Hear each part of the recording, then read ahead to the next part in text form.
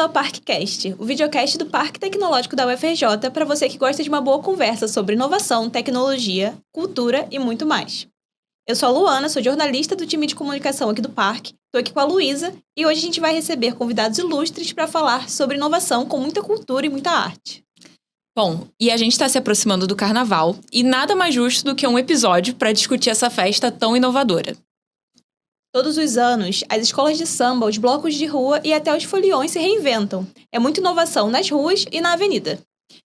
E para falar disso, convidamos 2 professores da Escola de Belas Artes que entendem bastante do assunto. Vamos dar as boas-vindas a Samuel Abrantes e Leonardo Jesus, professores aqui da UFRJ, especialistas em carnaval. Samuel tem vasta experiência na área da educação, com destaque para figurino, teatro, artes cênicas, moda e, claro, carnaval. E, inclusive, é também performer. Vamos falar mais a seguir. Bem-vindo, Samuel. Boa tarde. Também estamos aqui com o Léo Jesus, que além de professor de adereços e caracterização teatral, é também carnavalesco e já atuou em diversas etapas da produção de desfiles. Obrigada pela presença, Leonardo. Nada, que agradeço. Boa tarde. Obrigada. Para começar a nossa conversa, eu queria que vocês se apresentassem um pouco da história de vocês e da história de vocês com o carnaval. Como é que tudo começou? Vou começar, então. Sou o mais velho. A coisa do carnaval acontece na infância, tá?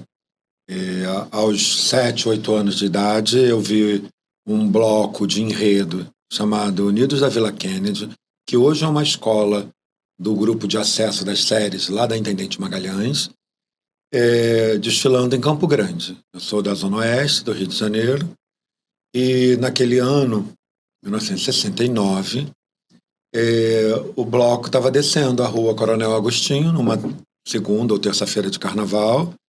Eu sentado no meio-fio e eu falei com a minha mãe, eu falei assim, quando eu crescer eu quero ser aquilo ali. Levei um beliscão, porque minha mãe queria que eu fosse médico, doutor, sei lá, engenheiro, advogado. E ela falou assim, não, estou criando filho para ser isso, você não vai ser nada. Aí me deu um beliscão mesmo no braço, e eu tinha um cabelo grande, cacheado, me pegou pelos cabelos, vamos embora. Ali, o olhar da criança vê tudo muito grande, né? Eu não sabia que era Unidos de Vila Kennedy. Era vermelho e branco, na minha cabeça era Salgueiro. E aí, desde então, eu sou salgueirense. Fui descobrir que não era Salgueiro, que era Vila Kennedy, algum tempo depois, né? Bem depois. A minha entrada no carnaval se dá pelo viés da educação. Eu estava terminando a faculdade de letras em 82, fui fazer meu estágio do ensino, né, numa escola na Tijuca, e era semana de folclore, era agosto, tinha um Bumba Meu Boi, e a secretária da escola, também formada em letras, uma professora, Nilda Salgueiro, levantou uma persiana assim e falou assim, professor, vamos conversar depois, porque eu me empolguei e entrei ali na roda do Bumba Meu Boi, e aí eu me ofereci, eu era estagiário, mas eu me ofereci para fazer a estrutura do boi, fazer o boizinho, né, da dança. Aí ela falou assim, você gosta de carnaval? Você é aderecista? Falei assim, sou. Nunca fui aderecista, até então, né, mas eu sou aquariano. Aquariano eu sei. O verbo é esse, né?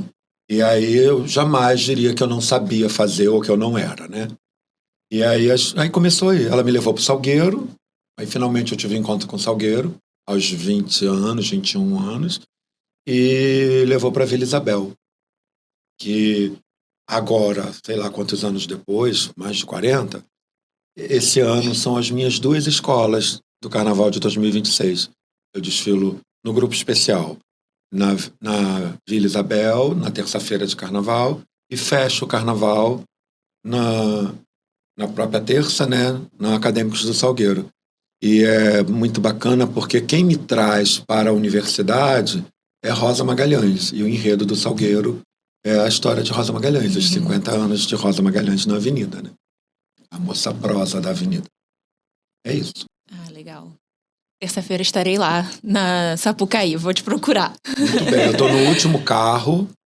Eu tenho a alegria de serei, né?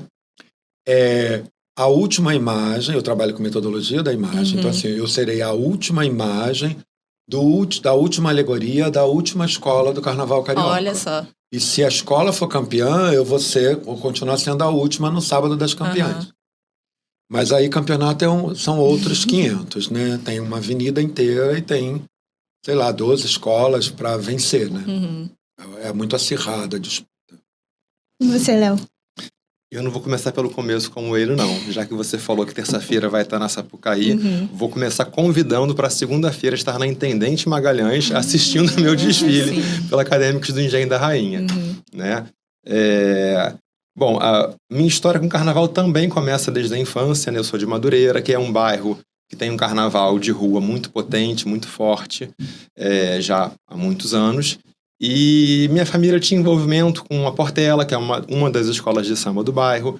Então, desde criança, eu cresci acompanhando confecção de fantasia, organização, vizinho que era presidente de ala, vizinho que era compositor.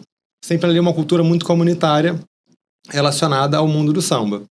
E a gente acaba se apaixonando, né, desde cedo por esse universo. Comecei artisticamente falando, em 2005, eu tenho um amigo que é o Márcio Pulucker, que já foi carnavalesco aqui no Rio, hoje ele está em Vitória, nas escolas de samba de Vitória, e ele era assistente do Jaime Cesário. Em 2005, me convidou para participar como estagiário no Barracão da Cubango. E aí entrei e não quis sair mais, né? E tô nessa até hoje, já fiz de tudo um pouco com escola de samba, já fiz até comissão de frente, dancei como componente de comissão de frente. Comecei a assinar como carnavalesco em 2019, no Engenho da Rainha, e aí fiquei 19, 20 e 22. Em 22 a escola foi campeã do grupo B, 23 fui para Caprichosos e agora estou voltando para o Engenho da Rainha, voltando para a volta do filho pródigo. Que legal. Bom, professor Samuel, e a Samile? Conta um pouco pra gente sobre essa figura. Samile surge... a drag, a caricata, surge ainda com Rosa Magalhães, lá em 87. Eu era aluno da Rosa num curso do Senai C-Ticket, e a Rosa me convida para fazer um grupo de drags para o enredo da Estácio, do Tititi do Saputi. Fizemos aquelas caricatas ali, eram 20, mas não tinha ainda a palavra drag, era caricata. O nome do grupo era Caras e Caricaturas. Aí, no ano seguinte, 88, a Rosa falou assim, não, a gente precisa de um grupo maior. Por que você não faz 40 ou 50? Aí fizemos 50. Aí, em 89, tem que ter mais. Aí já eram 120. A coisa foi crescendo. E aí, a partir de 90, eu me ligo mais, começo a me ligar mais na comissão de frente. Léo saiu como bailarino, eu saí como coreógrafo junto com a atriz Gil Costa. A gente era da Estácio de Sá, a Rosa sai da Estácio e vai para o Salgueiro. Então, assim, as drags ficam suspensas, né? As caricatas.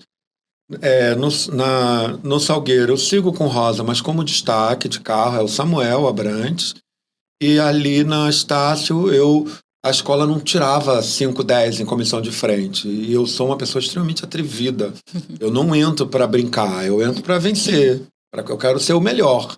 E aí eu cheguei pro presidente e falei assim, eu não sou coreógrafo, não sou formado em educação física, mas eu entendo de carnaval, eu estou no carnaval desde 82. Mas já tinha desfilado em blocos em Campo Grande, organizado coisas em Campo Grande, né? A mecânica, o know-how da coisa, eu já tinha de vivência mesmo, né? De experiência. Meus tios também, vizinhos e tal. E aí ele falou assim, vamos ver o que você faz. E naquele ano a escola ganhou os 5, 10 em comissão de frente.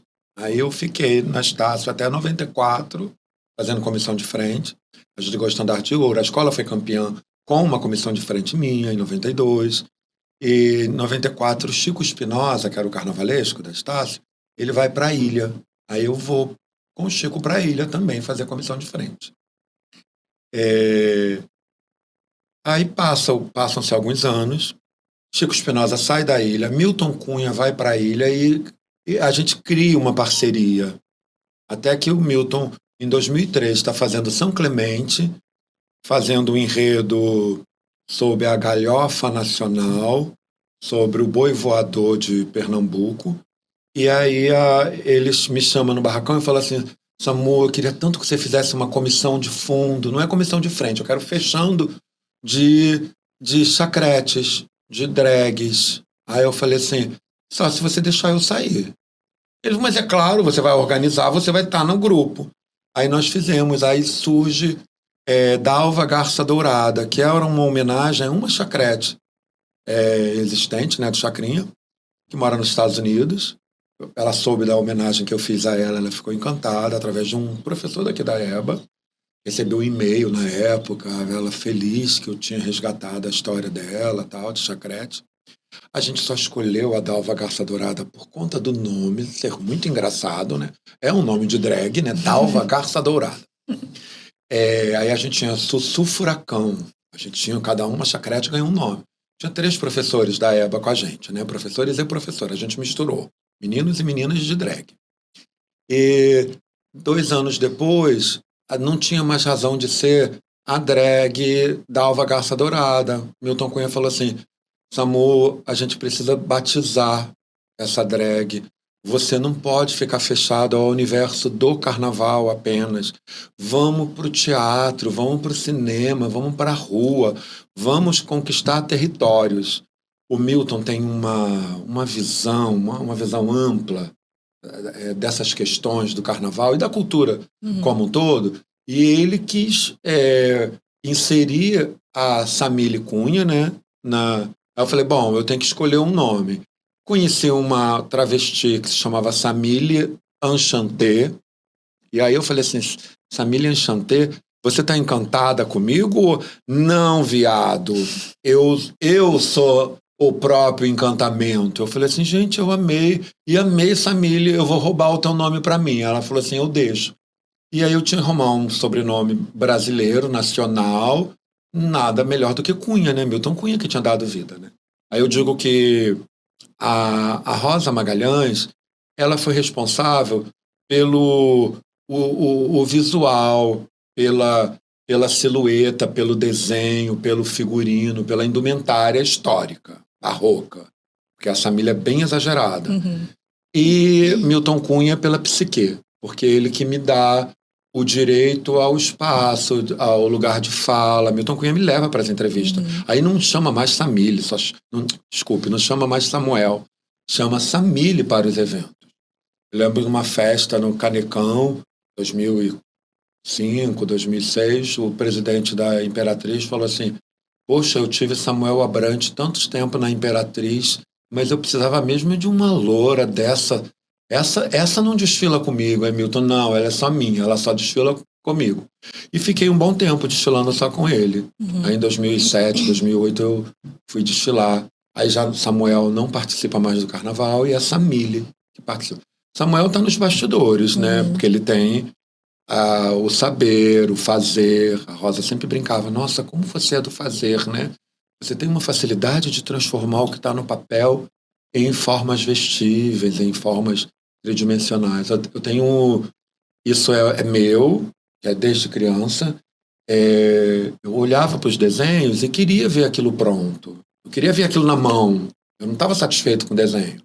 Eu ia lá, cortava as fronhas dos travesseiros da minha mãe e montava roupas de bonequinha com os retalhos da fronha, até levar uma coça. Isso eu tinha 12 anos, tá? Aí tem essa coisa. Sim. E aí Samile assume o lugar de desfilante e o Samuel o mentor, sei lá, muito legal, material intelectual dela. Muito legal. Posso só aproveitar um gancho rapidinho da história que você contou, só para saber o contexto que vocês se conheceram? Então foi nesse contexto da comissão de frente dessa história? Ou foi... Não, mas foi na Cubango. Você desfila comigo na... Não, mas nós nos conhecemos em sala de aula. Eu fui aluno sim. do Samuel. Léo foi meu aluno, mas no carnaval a gente estava fazendo um enredo sobre a praia chamada Saudade, sobre o prédio da Eco, que foi um sanatório, onde o bispo do Rosário teve interno. Foi o primeiro lugar em que ele foi interno em dezembro de 1938. Era um enredo de Milton Cunha para Cubango 2009, eu acho. Acho que 2010. Mas em 2009 a gente estava trabalhando para desfilar em 2010. Aí um dia eu chamei, Léo, eu preciso botar uns loucos na última alegoria, você quer sair? Eu lembro dessa, Sim. você chegando no ateliê, no dia do desfile, porque o Milton Cunha também é um grande louco do carnaval, e ele falou assim, eu preciso de mais 4 fantasias. Aí eu chamei Léo, chamei Gustavo Krillen, que hoje também é um figurinista, um artista plástico, mora no Sul, vem todo ano no carnaval para desfilar com a gente. Foi aluno nosso aqui na EBA. E chamei mais 2, que eu não me lembro quem. Era o André, que era meu namorado na época, e o Vinícius, meu amigo. Ah, perfeito. E aí Os 3 desfilamos de loucos. eles entraram nesse sanatório geral, chamado Escola de Divertidíssimo. Acho que até Comunicação. hoje eu lembro, foi um dos desfiles que eu mais me diverti na vida. Apesar do medo, porque era um carrossel Era uma a 10 alegoria metros de altura, Caramba. altíssimo. E girava. Era um carrossel, girava. E assim, eu tremia que nem vara verde na concentração, mas quando virou na Sapucaí, passa o nervosismo, passa o medo, passa tudo, e a gente só se diverte. Mas eu lembro, conheci Samuel como aluno, e eu lembro até hoje como eu conheci a Samília. Acho que você não lembra como eu conheci a Samília. Que para mim foi muito curioso, né? Eu não conhecia a Samília, não sabia desse alter ego. E eu fui num evento que é o Sambanet, uma premiação para as escolas de samba, e acontece no Clube dos Portuários. Não sei se ainda acontece lá. Acontecia, né? Naquela época. E eu cheguei e tem uma área coberta, que é onde rola o evento em si, e uma parte descoberta com estacionamento, onde fica o bar para pegar bebida, caixa. E eu cheguei com meus amigos, estou ali pegando bebida, pegando ficha, e estou ouvindo o Milton Cunha apresentar. Lá vem ela, a mulher 100% paraguaia, 2 metros de altura, e anunciando, eu não estou vendo, estou do lado de fora. Dali a pouco estou pegando minha bebida e sinto assim um leque no ombro, aí virei, era a Samília. Eu falei, Samuel! Aí ela, Samuel não, Samuel ficou em casa, eu sou Samília. Nem me dou com ele. Ou aí, eu não me dou com ela, né? Samuel não fala com Samília. E aí não eu dá aprendi a diferença. Não errei mais. Legal. Muito bom. Quando a gente fala de inovação, principalmente aqui no parque, né, parque tecnológico, a gente sempre pensa muito em tecnologia, né, invenções mais voltadas para essa área mesmo. Só que inovação é muito mais que isso. E eu queria saber como vocês enxergam o carnaval como um grande laboratório de inovação. Posso começar um pouco, né? A estrutura do carnaval, ela acabou ficando muito grande, muito poderosa, e tem um organograma, existem equipes, enfim. Eu acho que essa coisa da inovação, mesmo, propriamente dito, começa com Mangueira, acho que lá em 84. Mangueira é a primeira escola que se profissionaliza, que cria um quadro de funções. O povo até chamava de Mangueira S.A., porque era uma grande empresa. É claro que hoje todas se profissionalizaram, até por questões trabalhistas, que o povo tem carteira assinada, não sei se todos, mas tem uma grande parte tem carteira assinada, tem vínculo, e todas querem inovar, todas querem apresentar algo diferente. Então, assim, as escolas trabalham em cima disso, buscando, sei lá, o fio tecnológico que vai poder mudar de cor com a iluminação da Sapucaí, a tecnologia na própria iluminação, né, vai buscar profissionais do teatro, do cinema, da televisão, para iluminar os carros. Então, assim, há uma sofisticação nesses serviços, né? Rosa Magalhães, quando sai do Salgueiro em 91 para 92, em 92 ela está na Imperatriz. Ela tem esse espírito inovador e busca uma tecnologia que atenda aos adereços, à tecnologia dos carros, da movimentação cênica, enfim. Tudo era muito artesanal, era tudo muito manual, né? Eram pessoas dentro dos carros, agora tem, sei lá, tem tralha, tem equipamento, tem roldana, tem um sistema, e algumas alegorias têm computador, né? Sim. É tudo móvel. A comissão de frente da Grande Rio tinha um sistema extremamente sofisticado, um iluminador poderoso e o painel tinha uma hora que era uma santa, tinha uma hora que era a cidade que eles estavam homenageando, né? Belém do Pará, tinha uma hora que era a ilha, ia mudando as imagens, sei lá, com 20 mil, 30 mil LEDs, não tenho noção. Tecnologia se alinha no carnaval e vai ficando cada vez mais sofisticada a partir dos anos 90. Claro que Mangueira começa lá um pouco antes, nos anos 80, né? E as pessoas vão... Mas tem uma coisa também que não muda, é a coisa do manual, do fazer, do artesanato, porque quem coloca essa tecnologia de pé são os funcionários do barracão, são aderecistas, são costureiras,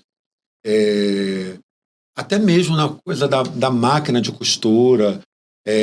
Lá nos anos 90, as escolas passam a trabalhar com máquina industrial. Eu cheguei no Salgueiro, lá nos anos 80, era máquina caseira, máquina manual. Tinha um pedal, mas era aquela máquina pequenininha, de plástico, né? Agora todas têm máquina industrial, tem overlock. Tem um aparato tecnológico que eu não domino, tá? Na parte de máquinas, sim, de costura, sim. Mas nessa parte da tecnologia mesmo, da estrutura do carro, de uma arquitetura, eu não domino muito, talvez você consiga falar um pouco mais. Mas é impressionante como a escola, para se considerar campeã ou a melhor do grupo, ela precisa se cercar desse conceito de inovação. Qual é a novidade? O que vem aí? Paulo Barros leva isso para a Tijuca, né? Claramente, ali no início de 2000, eu não sei mais quando, acho que é 2002, 2004. 2004, né? Foi a ciência. Ele traz essa coisa. Tem uma coisa do lado do estudo, né? Da questão da teoria, do conceito.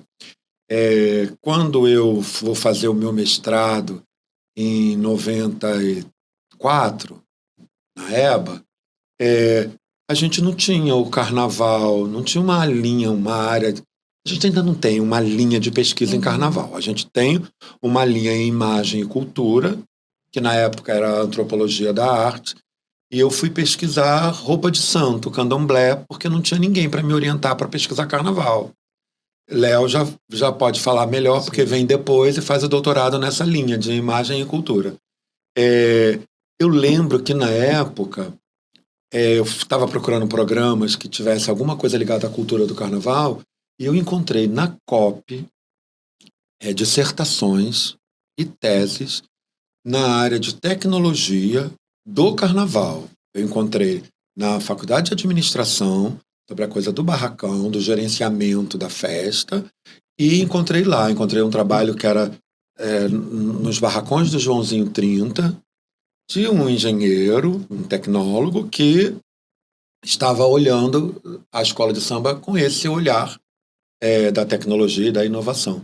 Fiquei bem feliz quando eu vi isso. É claro que agora tem em todas as áreas, tem na psicologia, tem na comunicação, não chega a ser uma linha de carnaval, mas tem pesquisas, tem orientadores que são apaixonados pela festa, pelo samba, que acabam trazendo para eles esses temas, essa pesquisa, né? Mas é um avanço muito bacana. Até o fato de eu estar aqui, né, num centro tecnológico, falando de carnaval. Sim, isso é bacanérrimo, diria Milton Cunha. Eu adoro essa palavra. O poder e a força que o carnaval tem na cultura brasileira, não apenas para falar de ancestralidade, para falar da cultura do negro, para falar dos povos originários, não apenas para falar de história do Brasil, mas de tecnologia, de cultura, do fazer, da profissionalização dessas funções. O carnaval, eu acho que é a área que mais recebe os nossos egressos, os nossos estudantes, os nossos discentes. Há, inclusive, vários que se encantam com o carnaval e acabam abandonando a faculdade, porque o carnaval não exige que você tenha um curso superior. Mas se você chega com um curso superior, por exemplo, em escultura, em pintura, você vai ser muito melhor aceito ou valorizado, né? Então, assim, o carnaval deixou de ser a festa ali de fevereiro, né, do verão, a festa que a comunidade, a favela, o morro desce para o asfalto para mostrar para o homem branco aquilo que eles sabem fazer, que é genuíno deles, né, da cultura afro-brasileira, enfim.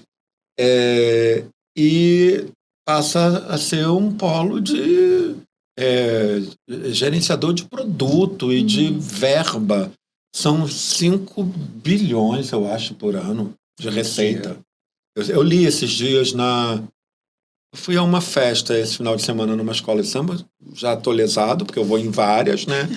E tinha um painel, assim, um organograma, falando da verba, do que dá de entrada. Não apenas em mão de obra que trabalha o carnaval, mas do turismo que vem para cá. Movimenta muito. Das profissões que estão juntas, né? Hotelaria, restaurantes, transporte, né? Táxi, esses... Sim. Que desloca, né? Esse povo que vem para o Rio, né? Nesse período. Então, a inovação tem aí um filão que pode ir desfiando esse novelo e vai encontrar várias pontas dessa grande festa, né? Que se tornou o desfile de escolas de samba. Léo, quer acrescentar? Sim, essa história da inovação, né, é uma história em constante atualização. Sim. Na verdade, a partir dos anos 80, realmente as tecnologias passaram a influenciar cada vez mais os desfiles de escola de samba, mas desde o começo da competição, ela sempre foi atravessada pela questão da inovação, da modernidade, né? Nos anos 50, as passistas desfilavam com pilhas entre as pernas para acender fantasia, né? Hoje em dia tem LED nas fantasias, LED nos carros, a luz. Eu acho que é a grande inovação, né, da atualidade. Na avenida, né? Na avenida, sim. No meu doutorado, minha tese, eu falo um pouco sobre isso, né? Publiquei em livro um recorte da minha tese chamado Modernidades Carnavalescas, que fala justamente sobre esse embate entre tradição e inovação, né? E a inovação é uma busca constante das escolas de samba. E quando uma escola é campeã com uma inovação, a tendência é que todas passem a adotar a mesma estratégia para conseguir o título no ano seguinte, né? Então, na longa duração, a gente vê que isso vem desde o começo. Trouxe um exemplar para vocês de presente, deixar aí na estante. Obrigada. Depois vocês lerem um pouquinho mais, com mais detalhes. Eu trouxe também da conhecer, Samílio Cunha e vou deixar aí também na Por estante. favor. conhecer um pouquinho dessa história, né? E sobre a questão do uso da tecnologia no fazer artístico, né? Falar da minha experiência como carnavalesco. Claro que existem vários fazeres artísticos nas escolas de samba, várias práticas, e aí cada uma vai ter tecnologias muito específicas. Mas hoje em dia, como Samuel comentou, de projeto, design de alegorias, todo mundo já faz isso em programas de computador, em AutoCAD, o próprio desenho digital. Até 2022, eu confesso que eu resisti muito a abandonar o desenho analógico, porque eu gosto do prazer de desenhar. Então, até 22, eu mantive o desenho analógico. 23, eu migrei para o digital, fiz a transição. E, realmente, é muito mais prático para quem vai desenhar. No meu caso, a minha escola tem 14 alas, mais bateria, passistas, baiana. 16 alas, né? 3 alegorias. Imagina o especial, que você vai desenhar 20 alas ou mais, musas, 5 alegorias, comissão de frente. Então, para você fazer testes de cor, de forma, modificar... não gostei desse tom de azul, vamos testar uma outra cor, vamos ver no verde. É muito mais fácil para você, vai lá, abre camadas, exclui, isso aqui não ficou bom, exclui essa camada. Então, acredito que a tendência é cada vez mais que as pessoas desenhem sempre no digital, né? Não só nas escolas de samba, mas na produção imagética de modo geral, né? E aí, o melhor programa é aquele que você se entende bem com ele. Eu me entendi bem com um, mas de repente você vai se entender bem com outro, né? Aquele que eu consigo manejar bem é que é o melhor para mim. E acho que futuro não, presente é esse, né? Cada vez mais o uso de tecnologia nas escolas de samba. Eu tinha até acrescentado uma pergunta sobre justamente isso que vocês falaram, né? Tipo, mesmo com o avanço da tecnologia, o capital humano é indispensável, né? Tipo, o trabalho da criatividade, do ser humano mesmo. E a tecnologia acaba que tem que ser aliada, né? Tipo, tem que juntar, facilitar a vida do carnavalesco mesmo, né? Exatamente. O Léo estava falando dessa coisa do desenho. Eu lembro que em 2003, a gente estava fazendo, 2002 para 2003, o Carnaval da Mocidade, doação de órgãos, com Chico Espinosa. E a demanda de desenho era muito grande. Eu levei para o barracão o Jack Vasconcelos, que hoje é carnavalesco da Tuiuti. Eu estava no barracão. Madison de Oliveira, que hoje é professor e é do corpo de jurados da Liesa, levei para o barracão. Valesca, uma aluna nossa da arte cênica, levei para o barracão. E o Flávio Freial, que era aluno de escultura. Então a gente tinha uma equipe grandona de assistentes e de mãos produzindo essas fantasias, desenhando essas alegorias. Ali, o Chico Espinosa trabalhava com desenho manual. Fiquei na Mocidade até dezembro. Finalzinho de dezembro, eu migrei para o Salgueiro. No ano anterior, o Renato Lage estava na Mocidade e ele vai para o Salgueiro com a Márcia Lage. Márcia Lage foi aluna nossa daqui, da EBA. E aí, o Renato me liga. E aí falou assim, Samuel, a gente sabe que você não está mais na Mocidade. Você não quer vir para cá? Traz seus alunos, vamos fazer um trabalho aqui. Preciso das fantasias do último carro, tal. Quando eu chego no barracão do Salgueiro, eu vi uma outra realidade. A gente tinha um moço que hoje faz EBA, na época não fazia EBA.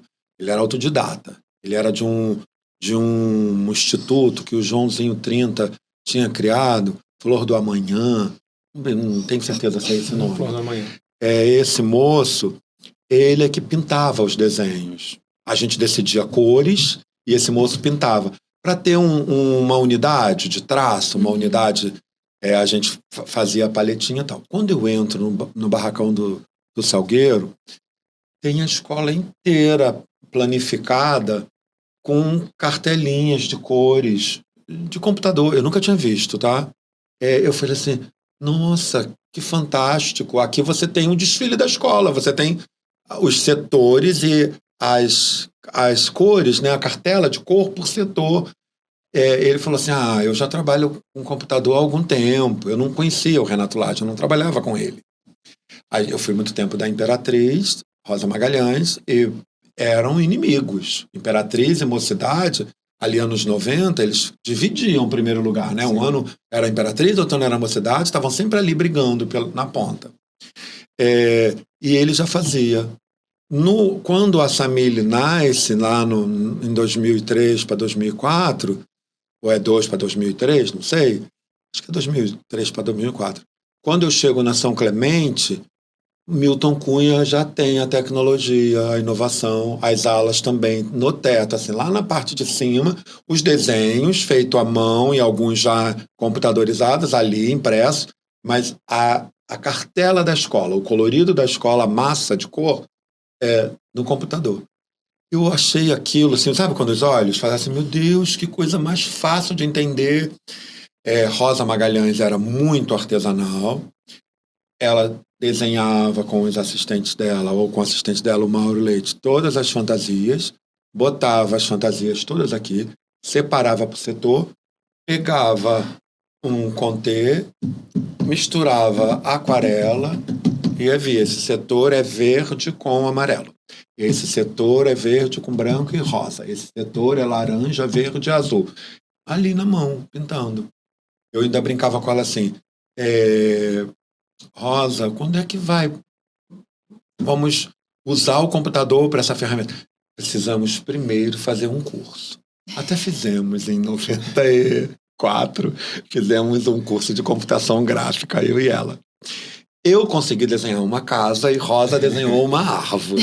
Ela não está aqui para se defender, mas eu não trouxe. Mas eu tenho a árvore que ela desenhou. Ela falou assim, vou desenhar uma árvore e vou te dar de presente. Eu falei, assina, porque um dia isso tem valor no prego. Aí imprimiu, né? A gente desenhou. Foi no curso de design da EBA, né? Com o professor Vitorino. Não sei se você conheceu ele. O professor Vitorino resolveu dar um curso de computação gráfica para os professores de arte cênica, professores que quisessem, né? Éramos uns 14 professores e a gente vinha às tardes trabalhar no computador. Mas eu te assumo que eu não fui avante. Não passei daquele desenho daquela casa, tá? Não consigo, sou uma negação diante do computador. Até para lançar as notas dos alunos no SIGA eu tenho problema. Mas de 94 para cá, a tecnologia de desenho Mudou digital muito, evoluiu muito. Deve ser bem mais fácil. Era um projeto de Rosa. E eu lamento todos os dias a passagem dela, que ela morreu em 24, né? Dia 25 de julho de 2024, né? Sim. Ano passado. Ano retrasado. Ano passado fez um ano, né? Ela falava assim, vamos fazer a coisa séria, vamos nos matricular na PUC, tem um curso de design, tem uma coisa que é toda computadorizada, a gente vai mandar todo mundo para aquele lugar. Vamos estudar, era o nosso projeto. Coisa que a gente inventa. Sim. Vamos a Paris de novo? Vamos, aí vai adiando. E a gente não fez o curso. A gente está falando bastante sobre a EBA, né? Sobre a Escola de Belas Artes. Vocês são da UFRJ e eu queria que vocês falassem um pouco mais sobre essa relação entre a UFRJ, mais especificamente a EBA, e o Carnaval, principalmente das escolas de samba aqui do Rio de Janeiro. Eu entro para a UFRJ em 92. Trazido, né? Está aqui na UFRJ, pela Rosa Magalhães e pelo Ronald Teixeira. Ronald tinha sido aluno da EBA e tinha sido aluno de Marie-Louise Neri, uma francesa suíça, que vem para o Brasil no final dos anos 50 e ela vem dar aula na Escola de Belas Artes. Ela é formada em educação artística, enfim. Ela vem dar aula de corte, montagem, de modelagem, construção de figurino, né? Deve ter dado outras disciplinas, mas em 1958 ela é a primeira mulher a entrar no universo do carnaval e ela é a primeira carnavalesca, nem sei se usavam esse termo, mas hoje a gente olhando para o passado, a função dela era carnavalesca, do Salgueiro, da Acadêmica do Salgueiro. Então assim, o Salgueiro é a escola que primeiro recebe os profissionais, os professores, os egressos da UFRJ. Anos 60, Marie-Louise leva Pamplona para o Salgueiro. E Pamplona fica como carnavalesco durante muitos anos, dá alguns campeonatos para o Salgueiro. E em 69 ele leva Rosa Magalhães, Lícia Lacerda e Maria Augusta para o Salgueiro. Lembro de uma fala de Rosa Magalhães que ela fez pintura na EBA e desenhava super bem. E o Pamplona pede para ela desenhar o casal de Mestre Sala e Porta-Bandeira. E ela fala assim, é um casal de nobres? Pode ser um casal de nobres? E aí ele falou, vai por aí, é por aí. Ela não tinha assistido o Carnaval ainda. Embora viesse de uma família, de um pai que criou o primeiro concurso de Carnaval lá em 1932, o pai da Rosa criou a figura do Rei Momo, também na década de 30. O primeiro figurino, ele que idealizou, foram para o Teatro Municipal, para o acervo, pegar uma roupa, eles queriam coroada, era a chave da cidade, para uma figura opulenta, gorda, grande, que seria o dono da folia, né? O dono da cidade naqueles dias. Ele que cria esse arquétipo do Rei Momo.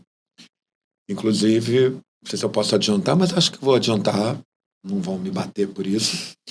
O Salgueiro faz referência a isso. A última alegoria do Salgueiro traz essa homenagem ao enredo do Salgueiro e a Rosa, e eu já falei, né, que eu vou estar na última alegoria, junto da escultura da Rosa, e tem essa referência a esse rei Momo. A Rosa é coroada na avenida como a rainha do carnaval. Ela foi a mulher com o maior número de títulos em carreira solo, né, porque ela tem uma carreira com dupla, com Lícia Lacerda, e tem o início dela lá nos anos 60, com Pamplona e com a equipe com Joãozinho 30.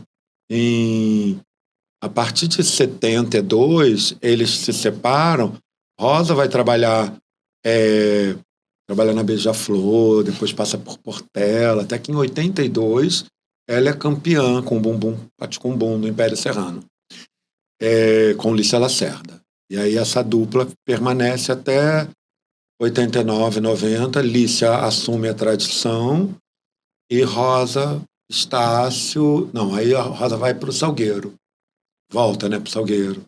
Faz Sou Amiga do Rei e depois faz um enredo sobre a Rua do Ouvidor. Eu desfilei com ela. Desde então, desfilei com Rosa a partir de 87 até 2023, que ela fez Tuiuti, né? Desfilei Foi também o esse último ano. enredo dela. Você desfilou comigo, né? Sim. A gente saiu também no último carro com Rosa Magalhães. Foram 37 carnavais. Não foram seguidos. Teve 2 anos que eu não desfilei com ela. O primeiro ano dela na São Clemente e quando ela fez União da Ilha.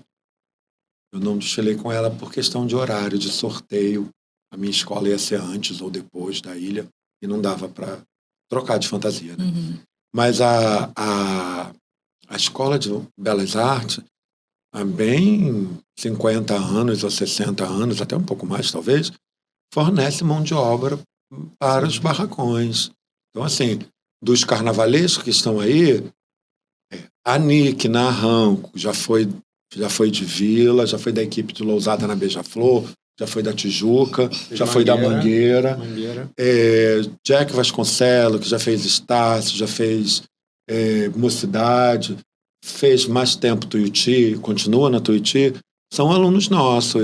Essas pessoas entram para o carnaval a partir de um convênio que a Escola de Belas Artes faz com a Liesa.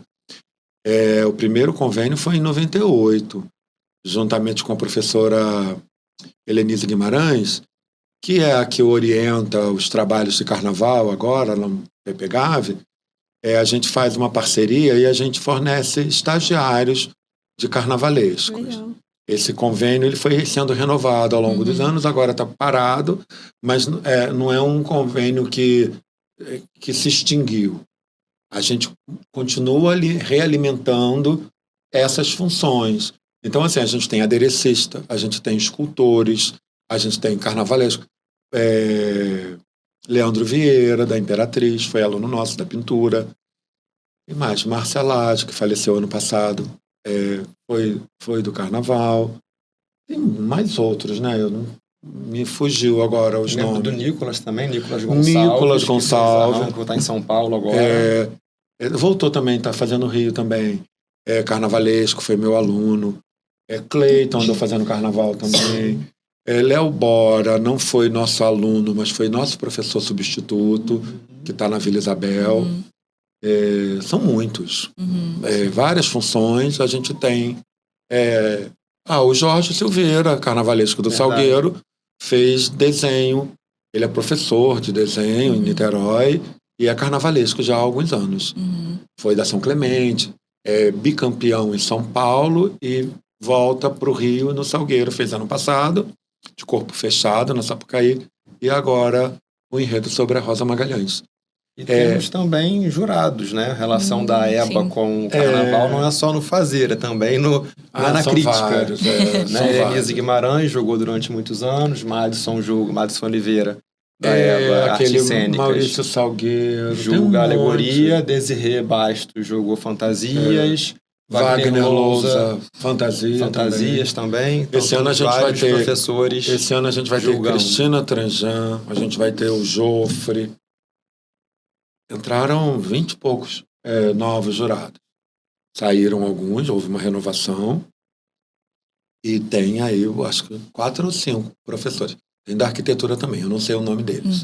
Mas tem profissionais da arquitetura que estão no barracão.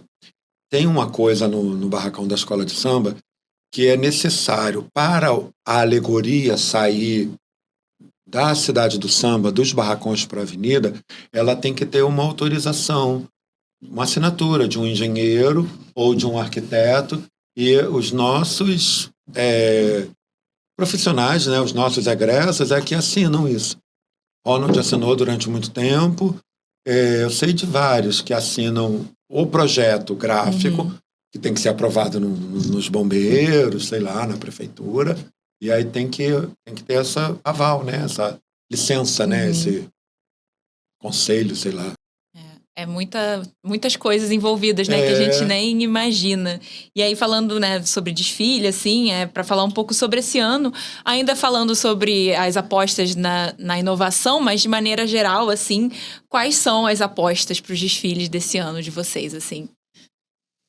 Eu vou puxar a sardinha para as minhas, tá? Eu tenho uma preferência, não vou citar, mas eu vou falar das duas escolas que eu vou desfilar e que estão apostando tudo em busca desse caneco, que é Vila Isabel e Salgueiro. Sei que, porque eu visitei alguns barracões, sei que a Grande Rio também aposta nessa coisa da inovação e vai trazer um monte de surpresa, traz um monte de elementos poderosos, e não tenho a menor dúvida que o Leandro Vieira vai brincar ali juntinho com as 3 ou 4 campeãs com o enredo dele sobre Ney Matogrosso. É um homem extremamente atualizado, tem um olhar estético, um senso da criação, do desenho, da fantasia. Para mim, ele está na lista dos The Best, tá? Leandro Vieira, Léo Bora e Gabriel Haddad. Eu boto ali a tríade. E, seguindo esse escopo, eu coloco Jorge Silveira, João Vitor, que não foi nosso aluno, mas que é um menino extremamente dedicado, um apaixonado pela Escola de Belas Artes. Tem várias pessoas da equipe dele que são oriundos da Escola de Belas Artes. Ele é o carnavalesco da Beija-Flor, é o atual campeão. E Beija-Flor também vem com peso, né? É uma escola que também esteve ali na ponta, Joãozinho 30, né? Fez a Beija-Flor ser essa escola de ponta, e a gente fica sempre surpreso quando os carros fazem a curva ali. Lá vem ela, lá vem a soberana. O que eles estão trazendo aí? A coisa da inovação não é só essa coisa da tecnologia, mas a palavra inovação como novidade mesmo. Isso. Qual é a novidade? O carro vai virar de cabeça para baixo, a destaque vai fazer um ponta-cabeça, vai dar um salto. Vem coisa aí que a gente com certeza vai ver na avenida, que eles não revelam, né? São segredos, né? Mas pensando na tecnologia em si, eu estou muito curioso para ver o desfile da Vila, porque é uma escola muito tradicional, né? Recentemente teve a experiência com Paulo Barros, que é um carnavalesco super moderno, super tecnológico, e agora está com o Leonardo Bora e o Gabriel Haddad, que tem usado muito bem a luz, que é a grande novidade dos últimos anos. Essa luz cênica, né? A iluminação do carro, que o sambódromo todo apaga para a alegoria se iluminar, e tem todo um planejamento de mesa de luz para contar uma narrativa carnavalesca na frente da cabine dos jurados, específica para cada alegoria. E eles usaram isso muito bem na Grande Rio, nos últimos anos deles lá. E eu tô ansioso para ver como eles vão conciliar a tradição da Vila milhões, e essa inovação tecnológica. Só na iluminação. É da ordem de milhões mesmo. O que eles São gastam, muitos zeros. O que eles gastam em um carro com iluminação, eu faria uns 5 desfiles na Tenente Magalhães. Eu fico impressionado, porque esse projeto de luz, essa coisa da iluminação da avenida, era um projeto de Joãozinho 30. Mas Joãozinho 30 não conseguiu ver pronto. Rosa Magalhães tinha sempre um pé atrás. porque ela achava que havia um delay, um tempo de apagar para voltar a acender, e aí abriria um ruído no desfile, que ficaria escuro, porque por mais que seja tecnológico, seja avançado, sempre há riscos. tem um risco, né, de não dar certo na hora. Só que a escola de samba trabalha com esse risco o tempo todo. O tempo todo é o risco. Eu lembro do desfile sobre a onça. Maravilhoso esse desfile. Uma coisa.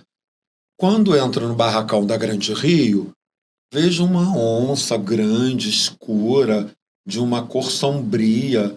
E eu falei assim, esses meninos estão aprontando. Era Léo Bora e Gabriel Haddad.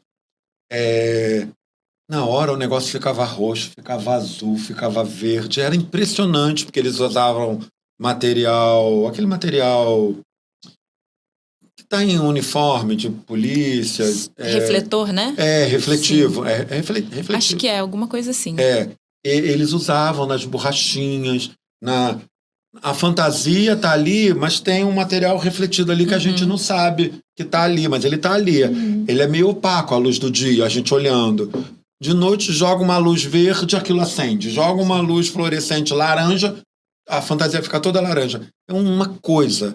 E faz um contraste de claro e escuro, do apagado da Sapucaí. Eles investem mesmo. Aí eles têm um profissional, um iluminador mesmo, que faz uma... Como é que se diz? É uma planta de luz? Fala, não, tem um nome. Eu acho que é uma mesa, né?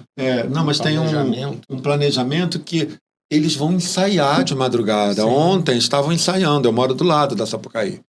Na minha varanda do quarto andar, eu vejo, e tinha uma janela grande, e minha janela, toda hora, vinha um fecho de luz esquisita. Aí eu falei assim, tá trovejando, é trovoada, é raio? Aí eu falei, claro que não, é Sapucaí. Aí tava ficando vermelha, tava ficando branca, tava ficando azul, testando luz. Eu acho que é mapa de luz. Mapa de luz, a palavra é essa. Eles fazem um mapa, vão para lá. Então, assim, um dos carnavalescos fica com o cara da luz, lá numa cabine que é perto do setor 10, entre o setor 8 e 10, ou é o 9 e 11, eu não sei se é no ímpar ou no par. Mas ali no segundo recuo da bateria, ali eles comandam. A Grande Rio, nesse ano da onça, eles distribuíram, acho que 60 mil pulseiras. Parece um reloginho verde. Eu vi aquilo sendo passado na concentração, todo mundo tinha aquilo. Na hora que a luz apagava, aquilo acendia. E todo mundo, a plateia, são 60 mil, de 60 a 100 mil pessoas ali, com pulseiras acesas. Então a plateia piscava, acendia. A mocidade, um elemento da comissão de frente estava tinha uma réplica desse elemento em cada setor de arquibancada. Então, o júri está aqui julgando comissão de frente na cabine 1, de repente a arquibancada ficava apagada e um elemento da comissão de frente aparecia lá no meio dançando. Aí tinha um foco, lembra disso? Era uma Carmen Miranda. Achei aquilo uma coisa. Como controlar aquilo? Imagina a tensão que foi, a organização daquilo, de chegar na avenida que a arquibancada já está cheia e você separar, aqui ninguém pode sentar aqui porque aqui vai ter uma performance e manter aquela performance no escuro, só aparecer na hora da mocidade, a foco de luz ali. O Jack fez uma coisa de isso não é fractais, é uma iluminação na Elza Soares, que ela usava uma lata d'água na cabeça, só que aquilo iluminava na comissão de frente, tinha um sistema ali. Paulo Barros fez isso várias vezes, né? Muitas vezes. Ele fez um enredo sobre Portinari, aí tinha a comissão de frente, uma hora eles eram uns pincéis, aí eles faziam um desenho e iluminava assim. A escola perdeu ponto em comissão de frente, Carnaval, porque um pincelzinho apagou. Tem esse risco também. Aquilo do risco, né? Aí uma cor estava apagada. O jurado está ali para ver erro, ele não está ali para... Teve um ano também que acho que foi sobre arquitetura, que a comissão de frente era uma malha com LED e eles formavam um chafariz num dado momento e um ou dois dos figurinos não acendeu. E perdeu ponto por causa dessa falha. Ele arriscava muito, né? Sim. Ele fez Vila Isabel e a Vila Isabel não foi muito feliz na passagem dele por lá, porque ele arriscava muito. Ele é um homem muito corajoso, um atrevido, né? Eu chamo de atrevido, não é coragem, não. Ele mexeu no casal de mestre Sala e porta-bandeira. Teve um ano que ele botou fogo na saia Na da mocidade. Mas era ele, né? O fogo foi Paulo Barros na mocidade incendiou a saia da porta-bandeira. Intencionalmente, tá, gente? Não foi, isso foi um bafafá, porque assim, a porta-bandeira representa o pavilhão, é o elemento central da escola, é a escola, é a síntese da agremiação, né? Ela tem um pavilhão, ela é uma coisa de respeito. Na Vila Isabel ele trocou a roupa, a mulher tirava a roupa dentro da avenida. Formava-se uma cabine para ela diante do jurado. Aí também teve uma questão com o uso da luz. Ele projetou apagar todas as luzes do sambódromo e tinha LED no figurino do casal que acendia, mas visualmente não ficou muito escuro. Você não conseguia visualizar a dança, né, que é o principal objetivo do casal. A vila foi despontuada, né? Mas assim, apostando na tecnologia, apostando muito na inovação. Ele é o carnavalesco inovador, chamado de hollywoodiano. Sim. E ele não tinha medo. Aquele carro que era um São Jorge na Vila Isabel, aquilo era uma coisa linda. Era uma coisa toda de alumínio, que aparentemente era grotesca. Não sei se a palavra é grotesca, mas o negócio acendia dentro da avenida e ficava azul. E o cavalo levantava as patas, e as patas mexiam a cabeça do cavalo. Um negócio que ali é tecnologia junto com o humano, porque tinha o pessoal de Parintins mexendo cada elemento daquele dentro da escultura.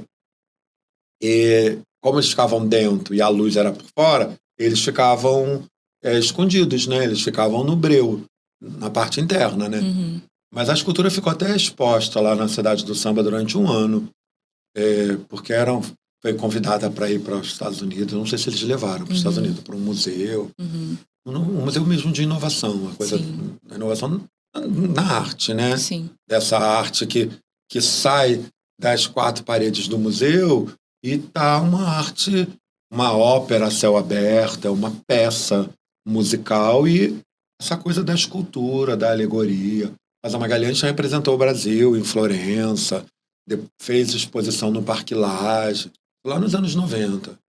E a gente tem vários exemplos de pessoas que eu viajei com a Imperatriz para Lyon, para um festival de dança de Lyon, e a gente foi desfilar, foi mostrar o samba, a dança brasileira em Lyon em 98, 97 ou 98. Eu fiquei pensando, um pouco curioso, assim, essas trocas, porque você falou esse aspecto das pulseirinhas, né? Isso é uma coisa que já acontece há alguns anos em shows de artistas internacionais, né? Exatamente. E aí tem essas trocas, e aí o Paulo Barros, ele é chamado de hollywoodiano, então, assim, tá o tempo todo, assim, uma coisa muito aberta, né? Pro mundo, que também recebe, é bem legal. O iluminador que veio fazer a iluminação da avenida era um alemão, você lembra o nome dele?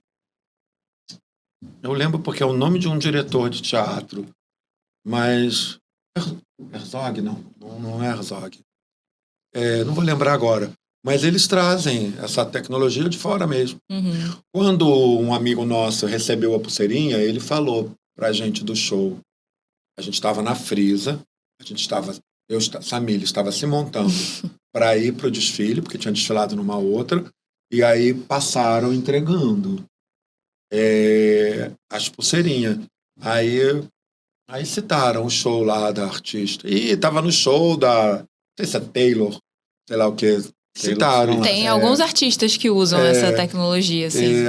Aí falou, eu falei assim, desconheço, mas eu acho que isso vai dar samba.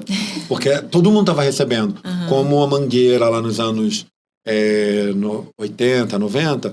E Beija-Flor, elas são as primeiras que entregam bandeirinhas. Então, assim, são 100 mil bandeiras entregas. Não sei como aquela bandeira chega no último componente, no último plateia, no último espectador. Lá em cima. Mas chega.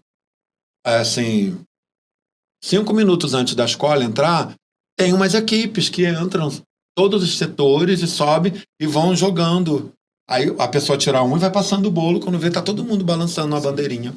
Domingo teve ensaio técnico do grupo de acesso e choveu muito, né? Mas tinha 2 setores de arquibancada que tinha público. A Estácio ia ensaiar e o povo da Estácio estava tudo com bandeirinha.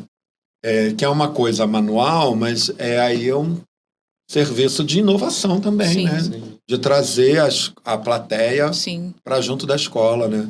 É isso, né? Antes de ter a pulseirinha, tinha a bandeirinha. Na época da bandeirinha já foi uma novidade. Então, bom, então acho que para fechar, né, a nossa última pergunta, a gente queria saber de vocês, né, olhando agora para o futuro, o que vocês imaginam que pode mudar, né, no carnaval nos próximos anos, como a gente falou, dessas evoluções, enfim, em questão de sustentabilidade, de materiais, também da tecnologia digital, o que deve ganhar mais força, o que vocês acham?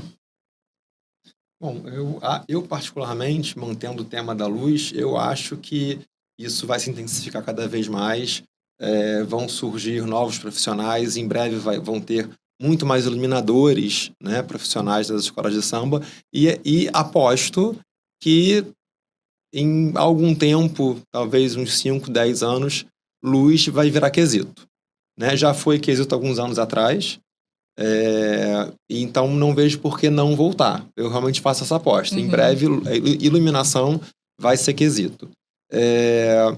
E toda nova tecnologia que surgir, sempre vai ter alguém que vai olhar e vai ter aquela grande sacada e vai pensar em como aplicar no carnaval, como utilizar no carnaval. A gente falou muito do Paulo Barros, do Bório Haddad, mas todos os carnavalescos têm esse olhar, até os mais antigos, os mais tradicionais. Quando você falava, eu lembrei do Alexandre Lousada, eu entrevistei ele para minha tese. E todo mundo considera ele super tradicional. Mas ele é muito inovador também, né? Ele adora usar tecnologia. Ele fez a comissão de frente do Aladim. Não sei se vocês lembram da Mocidade de 2017. Ele era o carnavalesco, que usou um drone, que o drone voava com ali uma plotagem no MDF do Aladim. E essa Pucaí inteira ficou assim, jurando que um componente da comissão realmente sobrevoou o sambódromo, né? Mas ele é visto como tradicional. Né? Só para ver como essa linha entre tradição e modernidade na escola é muito tênue. Né? Então, cada nova tecnologia que surgir, alguém vai saber se apropriar dela. Eu lembrei da Grande Rio com o Joãozinho 30, que lá nos anos 90... O Homem Voador. O Homem Voador. Sim. Trouxe um cara lá da NASA, um equipamento. Verdade. Com um balão, sei lá, de um gás qualquer. Ele sai do meio da escola, ele sobrevoa metade da escola e baixa à frente da comissão de frente. Aquilo foi um susto, né? Um negócio, porque era uma pressão, assim, voou mesmo, um astronauta voando, assim, sobre a avenida e parou lá. Eu estava diante da cabine número 4 da Mocidade. Eu vi o Aladim num carrinho de rolemã, sei lá o quê, num carrinho aqui, andando, assim, na avenida, na minha frente. Aí ele entra, assim, numa tenda e sai por trás o drone com a silhueta dele. Eu jurava que era ele, porque eu tinha acabado de ver um moço, um menino, andando aqui na minha frente, entrou lá e saiu. Eu falei, gente, tô acreditando. Foi um susto, né? Eu fico imaginando para futuro, sempre tem na minha cabeça, que os carros vão voar. 2 módulos da alegoria vão fazer assim, e vão trocar de lugar. Ou os carros vão se abrir, aí a ala vai passar no meio, aí eles vão se juntar de novo. Mas tudo mecânico, computadorizado, um botão aqui você acionando e tal. Eu penso nisso. Lembrei aqui de um fato interessante. Voltando para o Lousada, eu perguntei para ele, quando eu o entrevistei, o que faltava a ele fazer no carnaval. Ele que já atua desde os anos 80 como carnavalesco, né? E ele me respondeu, fazer a águia da Portela voar. Porque ele é portelense de coração, foi carnavalesco da Portela durante alguns anos e meta, fazer a águia da Portela voar. De repente, com alguém, algum Mas dia vai conseguir fazer isso. A águia já ensaiou, né? Subir assim no carro. Já abaixou também. E abaixou. Aí um platô assim, aí ela abaixou. Isso, e que foi ele que fez esse carro e foi um isso. dos momentos marcantes daquele carnaval. 2000 e...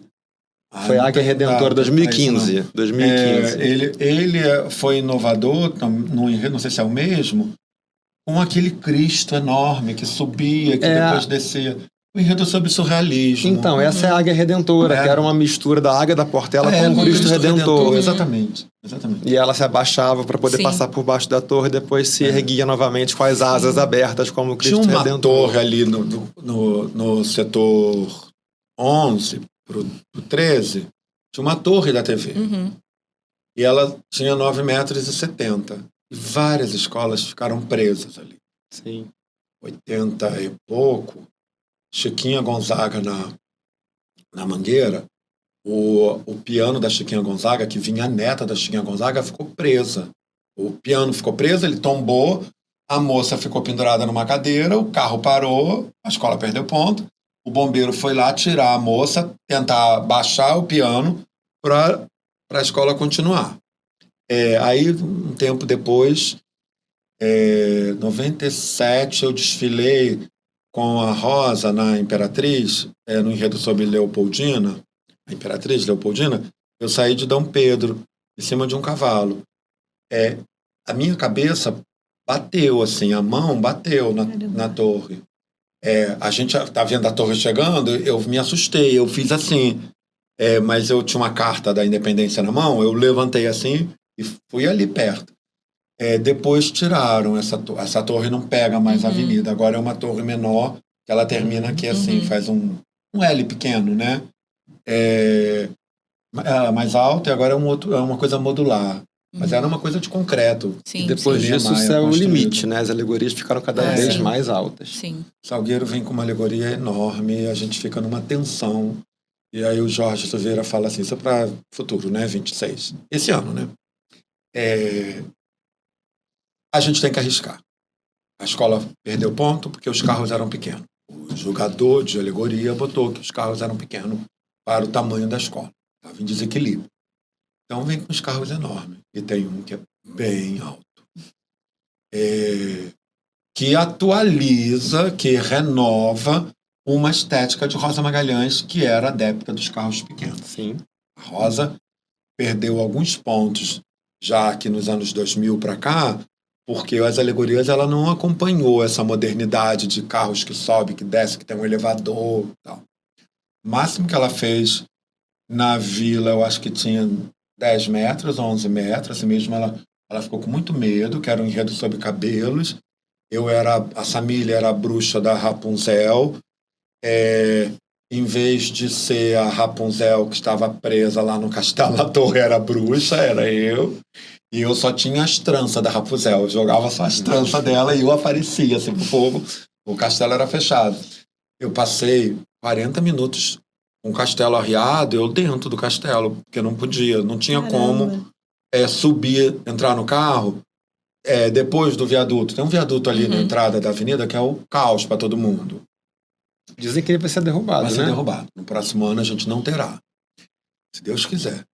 E aí, Rosa falou, tem que chegar cedo, você vai entrar e vai ficar lá quietinha, sentadinha lá dentro, no escuro, e só ouvia fogos, ouvia a escola, o povo falando, não sei o quê. Depois que passou o viaduto, aí a torre do castelo subiu. Mas essas coisas, lá atrás, elas eram tudo muito manual, né? Sim. Então tinha umas correntes, aí tinha 2 caras puxando lá, aquelas correntes, para aquele negócio subir. Aí fica a tensão, não vai subir o ponto, eu vou cair lá embaixo. Foi amarrada por um fio de aço. O fio de aço estava na barriga, preso no chão. Porque eu me jogava assim, mas eu não caía, né? Eu me jogava. O príncipe é que subia até a porta fechada. Eu tinha um comando de que eu tinha um cara dentro do carro e ele me cutucava ali por baixo, dizendo assim, vai abrir a torre. Aí eu ficava ali na porta. Aí o príncipe sobe para salvar a princesa e a torre, sabe, é a bruxa que recebe o príncipe, aí ele salta. Mas é um menino da escola de circo, ele caía num colchão lá embaixo. Mas ele subia pelas tranças, ele usava a trança como para chegar lá, né? A corda, né? Para chegar lá no topo. Aquilo a gente foi pro barracão ensaiar, eu fiquei extremamente tenso. Na avenida eu decidi tirar da minha cintura, porque é cabo de aço mesmo que eles botam. E ele estava me cortando. Caramba. Eu ainda levei uma alça de bolsa, mas não pegou no contorno todo. Porque tinha uma fantasia, tinha uma coisa, eu botei por baixo, e aí ficou faltando, aí ficou um cabo de aço me cortando. Eu falei, não, vou fazer isso. Da primeira cabine para a segunda, eu soltei aquilo, enrolei na minha mão e eu fiquei preso pela mão. Eu falei, vai ser um corpo pendurado pela mão, assim. Se a mão não soltar do punho, né, eu tô salva. Mas é muito tenso. Essa coisa... E Rosa era muito tensa com essas coisas. Lembrei agora de 92, na Rua do Ouvidor, no enredo da Rua do Ouvidor, eu era o fotógrafo do Imperador. Porque havia na Rua do Ouvidor um fotógrafo famoso do Império, do Brasil Império. E aí a Rosa falou assim, vai ter um cara dentro da alegoria que vai te cutucar na canela, você vai abaixar, sambando, cantando, não para de cantar, você vai pegar um aparelhinho e você vai espocar, ela usou esse termo, você vai espocar, vai explodir o flash do fotógrafo. Então eu tinha aquela câmera lambe-lambe na minha frente, na alegoria. Eu tinha luvas no figurino, luvas brancas. Falei assim, eu vou ter que tirar as luvas, porque eu não vou ter tato para pegar esse negócio e catar um botão, sambando e cantando um botão. Não tinha como ensaiar, porque o cara só tinha feito 4 flashes. Era para explodir um em cada cabine. Então, deu errado na primeira, vai dar errado na segunda, na terceira, porque não tem como... Vai, pega um outro agora. O negócio, a tecnologia, a inovação de Rosa, em 92, eram 2 ou 3 pilhas num platôzinho, tipo essa coisa aqui que segura o microfone. Subia aqui 2 ou 3 copinhos de café de plástico com pólvora dentro. A pilha acionava um pavio que acendia a pólvora, que derretia o copinho e fazia aquela... o flash. E o copinho espirrava no dedo, na mão, e queimava a mão. Estou aqui com queimadura até hoje, ó. Marcas do carnaval. Na primeira, eu xinguei, fiz assim com a mão, xinguei o cara e continuei cantando, e o dedo ardendo, e não tinha como botar a luva, que ficou uma bolha ali. Falei, eu vou pegar com a esquerda a próxima. Peguei... Queimou a esquerda. Queimou a esquerda, menino. Queimou a luva e a luva grudou no dedo. Foi pior, porque é luva sintética, né? Tecido sintético pegou fogo na hora. O copinho fez assim, pegou fogo no dedo. O fotógrafo sambando e apagando o dedo. Mas assim, ninguém vê porque é uma coisa pequena, né? Direto pro posto médico. Tá? O foco. E uma outra inovação de Rosa, enredo sobre cana caiana, um enredo grandão que fala de cana de açúcar, do doce. O sorvete, ele vai aparecer na Itália, em Florença, eu acho, ou em Veneza, sei lá. O meu carro representava a Itália.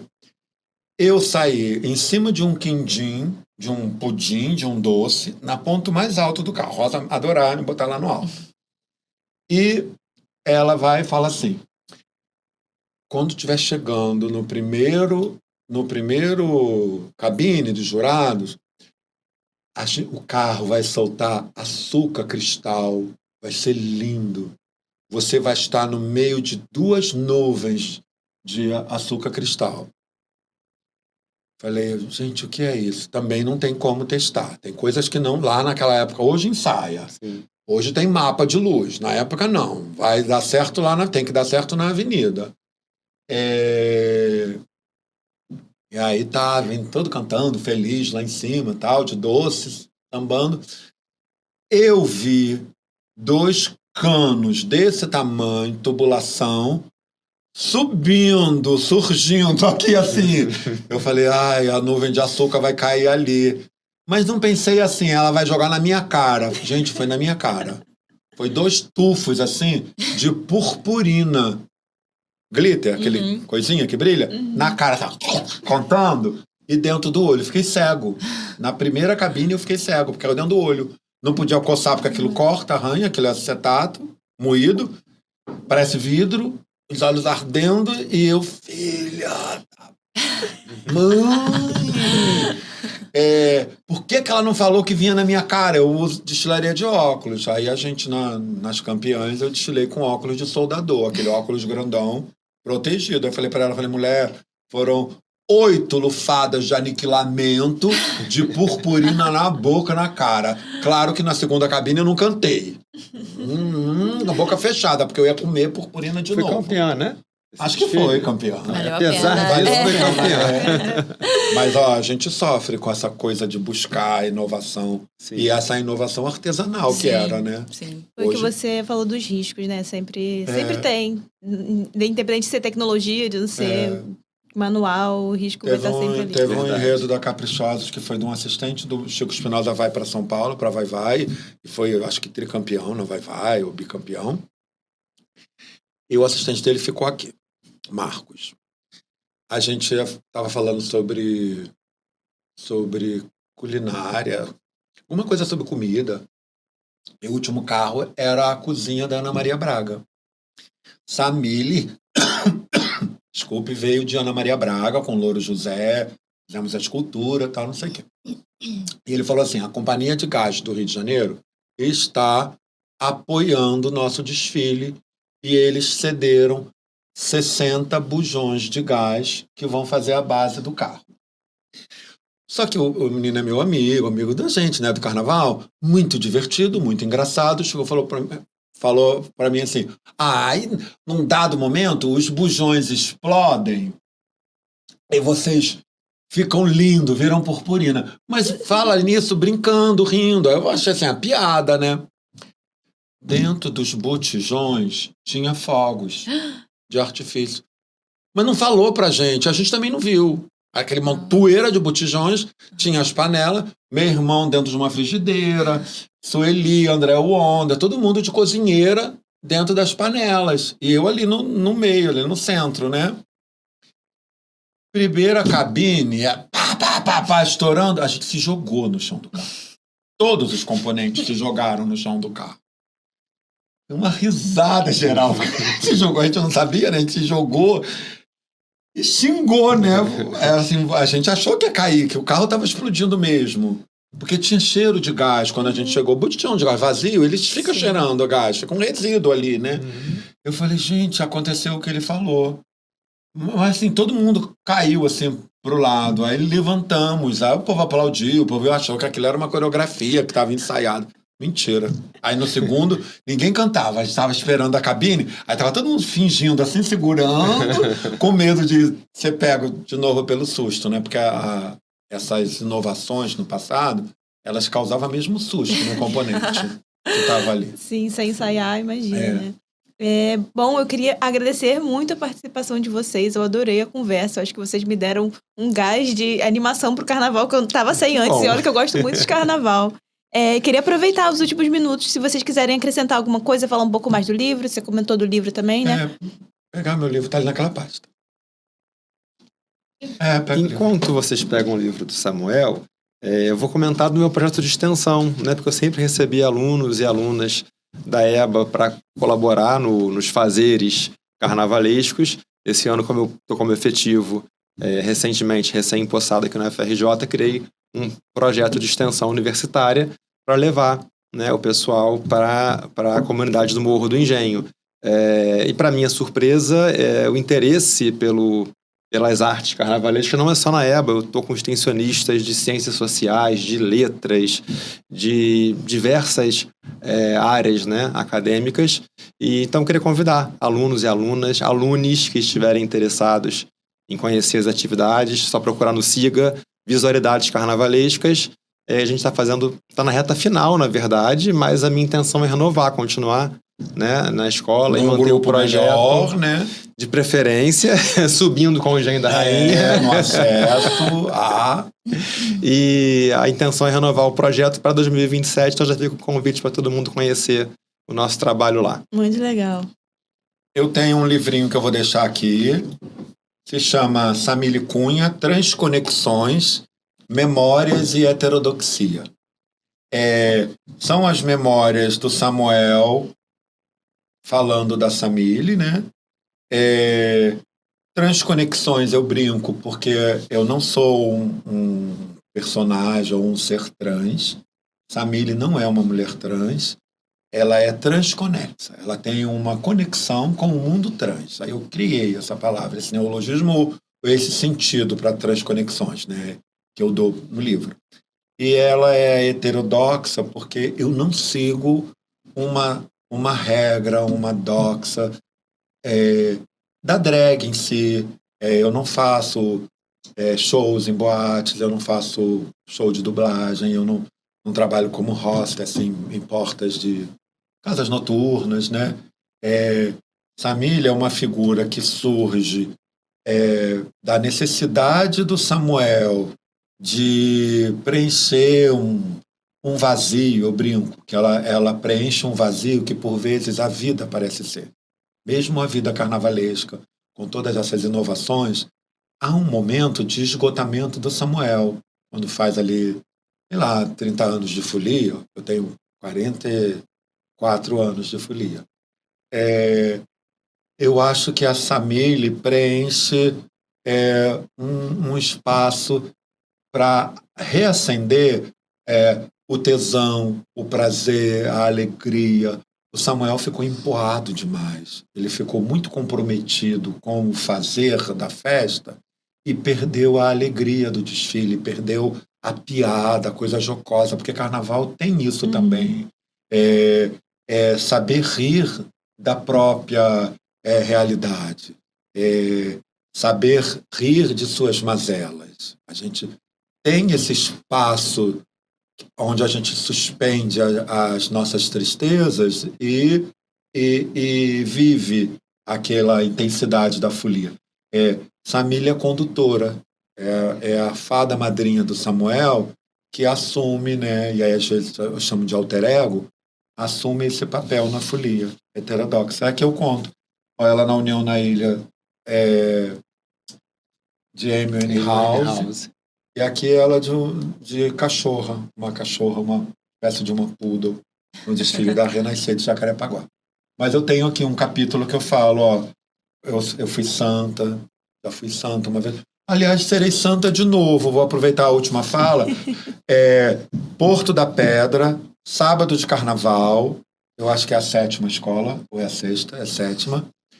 Carnavalesco Mauro Quintais, um enredo maravilhoso que fala sobre as damas da noite, sobre essa profissão milenar das mulheres que parecem ser de vida fácil, mas que não é nada fácil. Uhum.